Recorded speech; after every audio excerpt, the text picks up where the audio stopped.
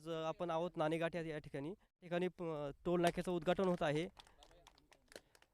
आजपासून नाणेघाटात जे पर्यटक येणार आहेत त्या सर्वांना सांगण्यात येते की आजपासून या ठिकाणी एक टोल नाका सुरू होतोय। तर त्याचे दरपत्रक आहेत आता दुचाकीसाठी आहे 20 रुपये आणि 3 चाकीसाठी असेल 30 रुपये आणि त्यानंतर प्रति 4 चाकी वाहन शुल्क 50 रुपये, मिनी बससाठी आहे 250 रुपये, मोठी बस असेल तर 350 रुपये। यासाठी पर्यटकांना महत्त्वाची सूचना आहे की या ठिकाणी हे जे दर घेतले जातात यामध्ये तुम्हाला पार्किंग फ्री असणार आहे। तर या ठिकाणी आता टोल नाक्याचं उद्घाटन झालेलं आहे।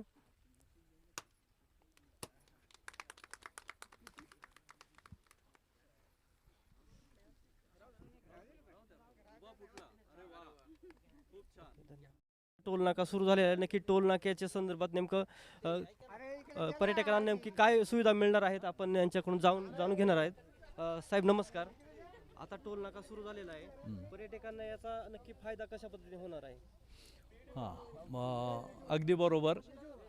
टोल नाका सुरू करण्यापाठीमागचे जे उद्देश आहेत ते पहिलं तर पर्यटकांना होणाऱ्या फायद्यापेक्षा आपल्या वारसा स्थळाला त्याची बायोडायव्हर्सिटीच्या अनुषंगाने कुठली हानी होणार नाही आणि त्याचबरोबर लोकांना सुरक्षित एक पर्यटनाचा आनंद घेता यावा या उद्देशाने हा टोल नाका जो सुरू झाला आहे याच्यामध्ये पर्यटकांना नक्कीच म्हणजे जे हुल्लडबाज वगैरे जे असतात त्यांना या टोलमुळे बसणारा चाप जो आहे आणि त्याच्यामुळे साहजिकच आहे की कुटुंबासह येणाऱ्या पर्यटकांना इथल्या निसर्ग सौंदर्याचा, इथल्या वारशाचा मनमुराद आनंद लुटता येणार आहे।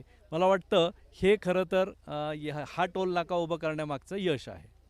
स्थानिक लोकांना या ठिकाणी जो टोल नाका आहे त्यातून काही सूट वगैरे मिळणार आहे का? स्थानिक लोकांना आत्ताच सचिन जसं म्हणाला की त्यांच्या JFMC किंवा गावच्या बैठकीमध्ये ठरल्याप्रमाणे वेगवेगळ्या येणाऱ्या पर्यटकांना टोल आहे, पण इथल्या स्थानिकांना जे कामानिमित्त जाणं येणं त्यांचं असतं, पण इथल्या स्थानिकांना मात्र त्याच्यातनं सूट देण्याची व्यवस्था करण्यात आली आहे। पर्यटकांकडून जे शुल्क आकारले जाणार आहे त्यातून पर्यटकांना आणखी काय सुविधा मिळणार आहेत?